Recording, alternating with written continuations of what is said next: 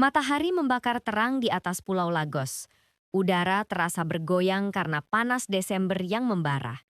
Pasar Balogun ramai sekali. Tumpukan pakaian bekas dibuka, bau ikan asin menyengat, para penjual berteriak, "Air murni, air dingin!" di antara deru angkot dan ojek. Amaka mendorong gerobak kayu kecilnya melewati keramaian itu. Chioma, anak perempuannya yang berusia 4 tahun, tertidur di kain yang diikat di punggung ibunya. Di dalam gerobak ada harapan hari ini, 20 butir akara yang baru digoreng, ditutup jaring nyamuk di atas nampan enamel besar. Kalau semua laku, dia bisa bayar SPP Chioma dan masih ada sisa untuk beli antibiotik. Batuk di dada anaknya semakin parah semalaman. Kain Amaka sudah pudar tapi bersih. Ikat kepalanya diikat rapi. Dia tersenyum pada setiap pembeli. Senyum khas perempuan yang sudah tak punya apa-apa lagi untuk dihilangkan. Terang, tak kenal takut, hampir nekat. Di mulut Idumota, tempat jalan melebar dan mobil-mobil mewah diparkir, berdirilah Madam Gold. Madam Gold berusia 50-an, tapi seolah abadi.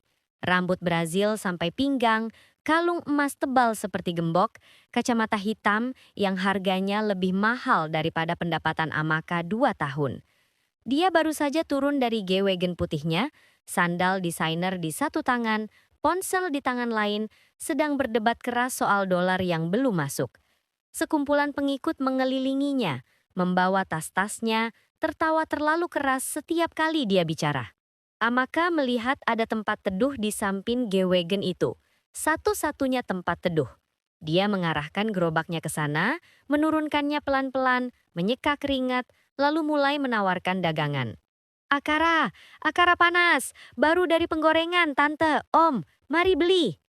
Madam Gould mengakhiri teleponnya dengan desis kesal. Dia berbalik, melihat gerobak, melihat Amaka, melihat kepala kecil Chioma yang mengintip dari kain punggung. "Siapa yang izinkan perempuan kotor ini menghalangi mobilku?"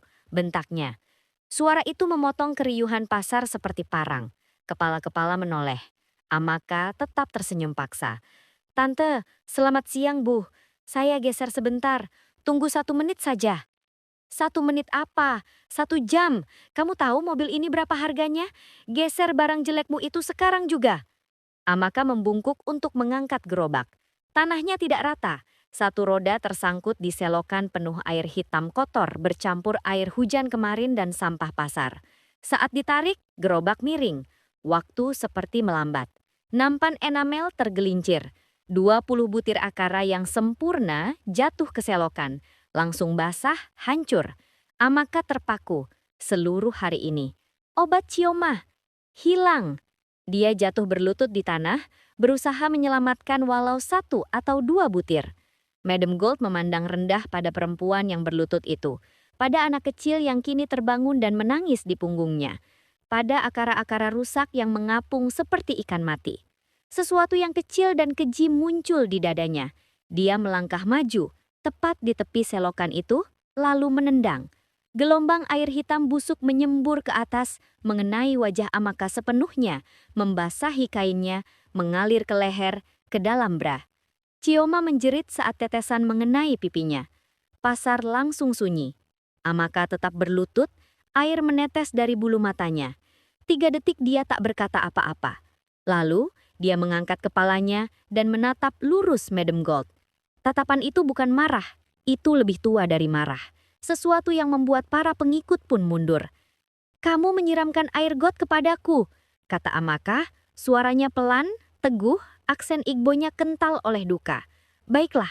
Dia meraih ke belakang, membuka ikatan Chioma, menurunkan anak yang menangis itu dengan lembut ke tanah. Lalu dia berdiri perlahan. Air menetes dari dagunya. Madam Gold tertawa, tapi gugup sekarang. Mau apa? Mau berkelahi? Satpam! Tapi tak ada satpam yang datang. Orang-orang hanya menonton. Ponsel sudah terangkat. Amaka melangkah 1 kali, lalu sekali lagi. Dia lebih pendek, lebih kurus, lebih miskin dalam segala ukuran dunia.